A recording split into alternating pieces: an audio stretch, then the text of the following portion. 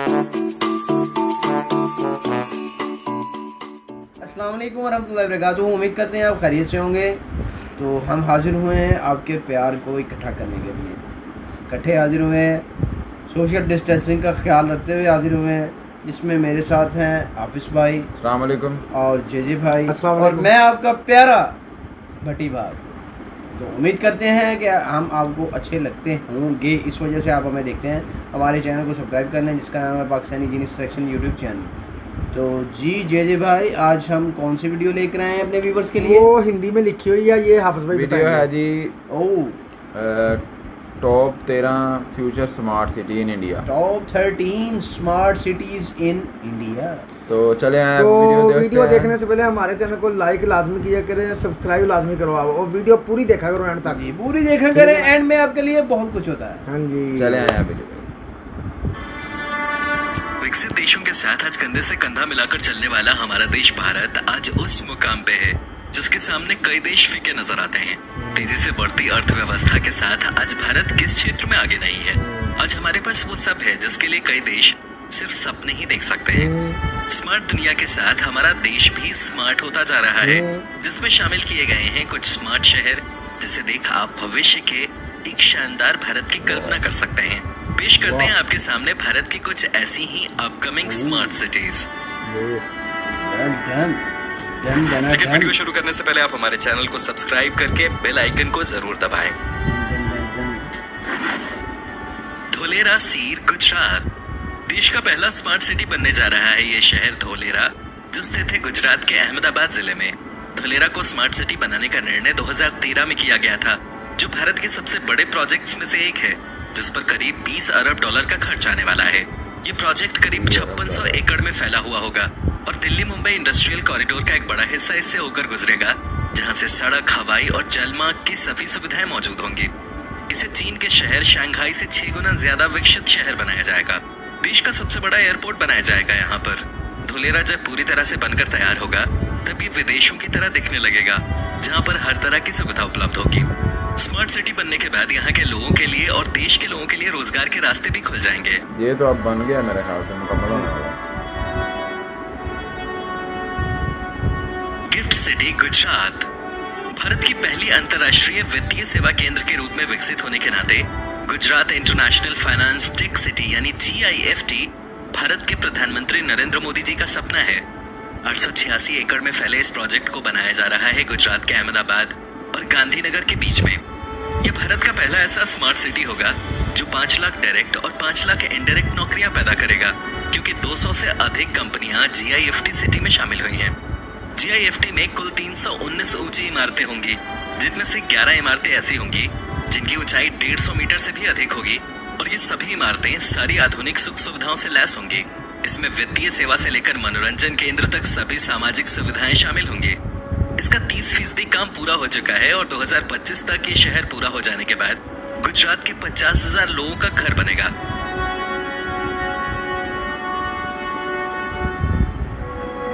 अमरावती आंध्र प्रदेश आंध्र प्रदेश के गुंटूर जिले में 54,000 एकड़ क्षेत्र में बन रहा स्मार्ट शहर अमरावती वाकई में बहुत ही खास शहर होगा। ये शहर कृष्णा नदी के तट पर बनाया जा रहा है, जो भारत की पहली ग्रीनफील्ड स्मार्ट सिटी है। इसका मुख्य शहर 217 वर्ग किलोमीटर में होगा और ये पूरी तरह खाली जमीन पर नए तरीके से बन रहा ये शहर वर्ष 2024 तक तैयार हो जाएगा। अमरावती के विकास के तहत इसकी सड़कें, रेल मार्ग, वायु मार्ग, नदी के मार्ग और सुरुचिपूर्ण जीवन शैली का विकास किया जाएगा। वर्ष 2050 तक यहाँ 50 लाख लोगों को रोजगार देने का प्लान है।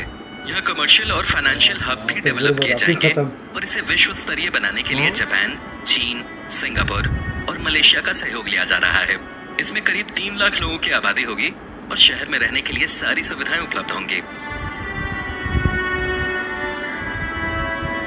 ट्रांस गंगा सिटी कानपुर गंगा नदी के किनारे बनाया जा रहा कानपुर का ये बेहतरीन स्मार्ट सिटी 1144 एकड़ में फैला हुआ है। इसे अच्छी तरह से एक प्लान्ड सैटेलाइट शहर बनाया जाएगा और ये भारत के सबसे आधुनिक और स्मार्ट शहरों में से एक बनकर तैयार होगा। ट्रांस गंगा को औद्योगिक, आवासीय और वाणिज्यिक क्षेत्र के साथ एक इंडस्ट्रियल मॉडल टाउनशिप के रूप में विकसित किया जा रहा है। शहर का डिजाइन 2 स्तरों पर तैयार किया गया है।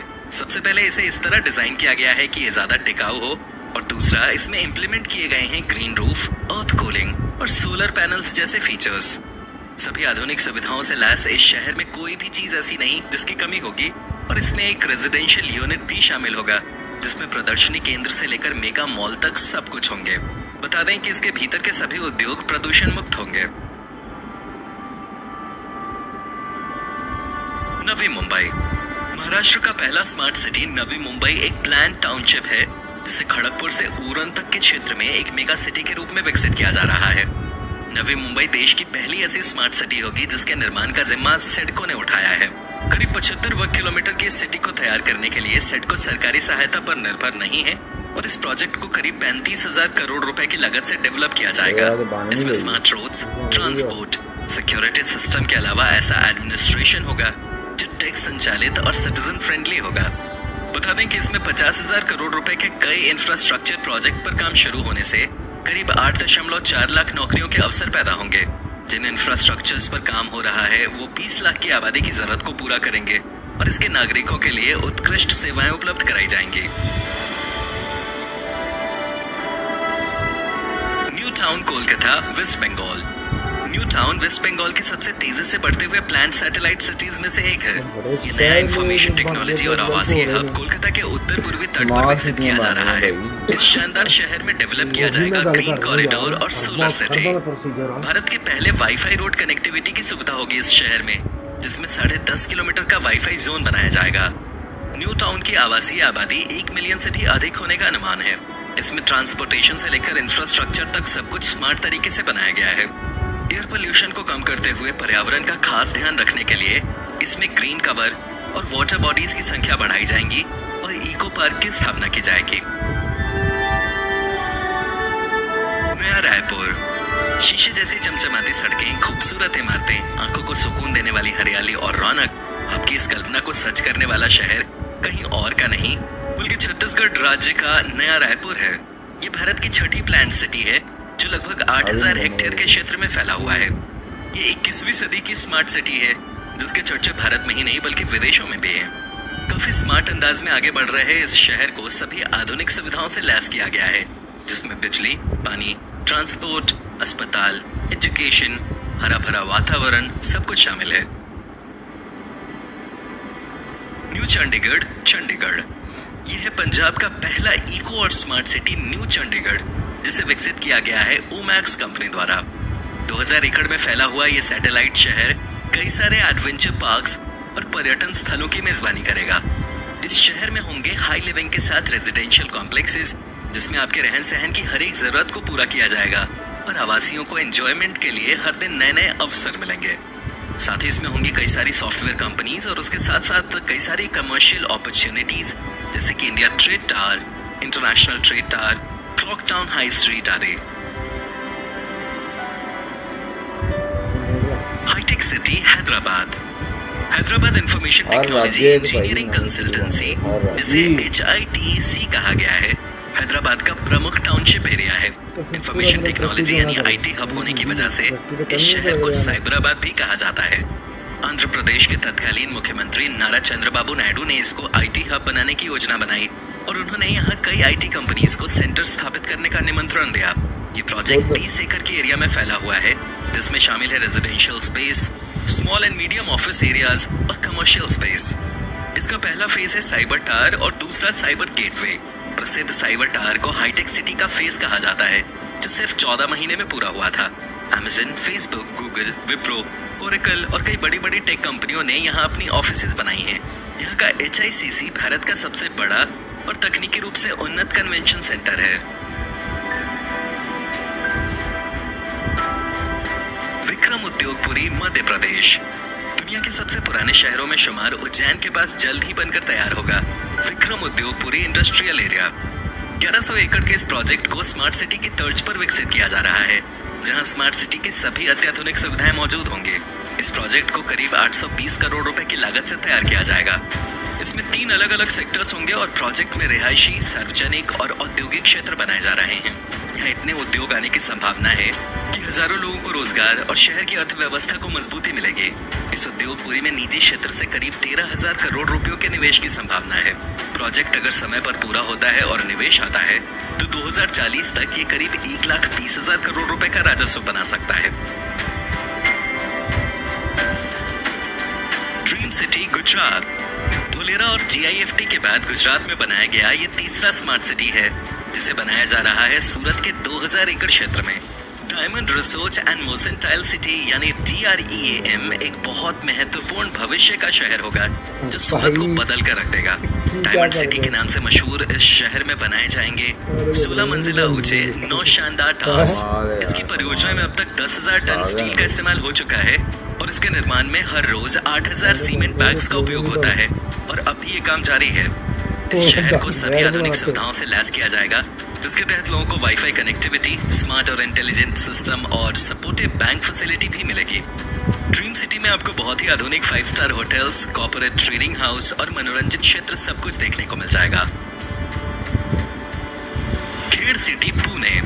पुणे के निकट बन रहा खेड़ शहर 4200 एकड़ में फैला हुआ एक स्मार्ट शहर है जो आपकी औद्योगिक सफलता को प्रेरित करने के लिए डिजाइन किया गया है।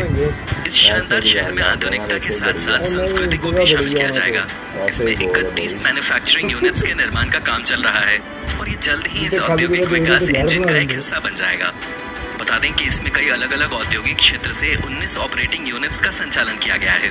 इस शहर में जो लोग काम करेंगे और रहेंगे उनके लिए हर आधुनिक सुख सुविधाएं प्रदान की जाएंगी, जिसमें आवासीय, शैक्षणिक, मनोरंजन, स्वास्थ्य देखभाल और अन्य सुविधाएं मौजूद होंगी। महाराष्ट्र औद्योगिक विकास निगम की साझेदारी में कल्याणी ग्रुप द्वारा खेड़ सिटी का विकास किया जा रहा है।